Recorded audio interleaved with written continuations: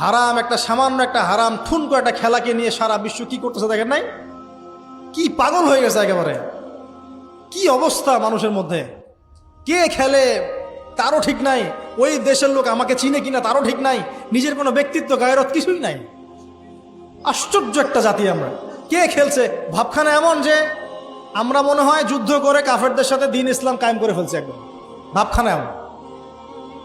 অথচ এগুলো তৈরি করা হয় কি জন্য? যাতে মুসলিম জাতি একদিকে ফোকাস করে থাকে, অন্যদিকে ওরা তাদের উদ্দেশ্য সাধন করবে। এখন সারা ওয়ার্ল্ডের চেহারা একদিকে ফিরাইছে, এদিকে দেখো, এই যে খেলা দেখো, আর বাকি পিছনে যে কাজগুলা ঠিকই করছে ওরা। কি কাজ করছে কয়দিন পরে দেখতে পারবো। পাবলিকলি আমি বললাম না, কারণ বললে সব বুঝবেন না আপনারা, আর সব জায়গায় সবকিছু বলতে নাই। ওদের উদ্দেশ্য ওরা কখনো ভুলে যায় নাই। ওরা চাচ্ছে সারা বিশ্বটাকে শাসন করতে এবং মুসলিমদেরকে দমন করতে, এবং আপনাকে খেলতামাশায় ব্যস্ত রেখেছে। লাচো এখন যুবকদের কোনো হিতাহিত জ্ঞান পর্যন্ত চলে গেছে। এখন হিতাহিত জ্ঞান, তোমাকে এইভাবে চুল কাটতে কে বলছে? তোমাকে এইভাবে চুল কাটতে কে বলছে? এদিকে একদম ছিলে রেখে দিচ্ছে, এখানে মাঝখানে উঁচা একটা ময়ূরের মতো রেখে দিয়েছে। মানে এভাবে চুল কাটতে তোমাকে কে বলছে?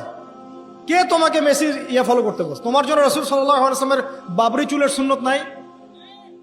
আজীব একটা ব্যাপার। দাড়ি রাখছো, বিরাট কোহলির মতো দাড়ি রাখছো, কেন? রাসূল সাল্লাল্লাহু আলাইহি ওয়াসাল্লামের মতো ছাড়া দাড়ি রাখতে পারো? আশ্চর্য।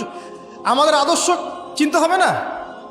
নবী সাল্লাল্লাহু আলাইহি ওয়াসাল্লামের মধ্যে এত সুদর্শন হ্যান্ডসাম মানুষ থাকতে আমি কাকে ফলো করব? যুবকদের পুরো মাথাটাকে ব্রেইন ওয়াশ করে ফেলা হয়েছে এখন।